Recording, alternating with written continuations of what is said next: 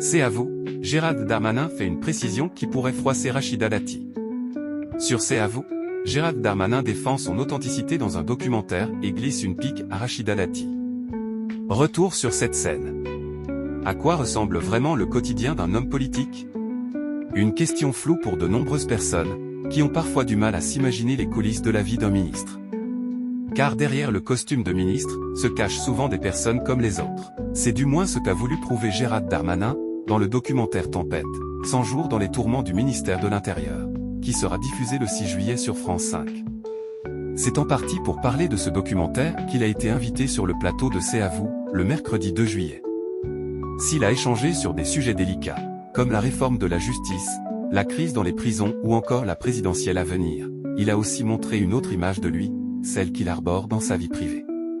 Une facette qu'il montre dans le documentaire. D'ailleurs, il l'assure, rien n'a été modifié. Et il laisse entendre que ce n'est pas le cas pour tout le monde. C'est un Gérald Darmanin comme on ne l'a jamais vu qui apparaît dans Tempête, 100 jours dans les tourments du ministère de l'Intérieur. On peut voir qu'en dehors de ses fonctions de ministre, il est très papa poule. En effet, pour le documentaire, il a laissé les caméras de Yann Lénoré filmer son quotidien, et donc les moments qu'il partage avec ses enfants. Ceux-ci sont bien sûr floutés. Par contre, il l'assure, il est ici 100% authentique. On essaie, quand on est un homme politique, pour parler aux Français, de montrer qu'on a aussi une forme d'empathie. Et je l'espère que les gens verront dans ce documentaire, où je n'ai rien touché, modifié, un homme qui a aussi ses doutes.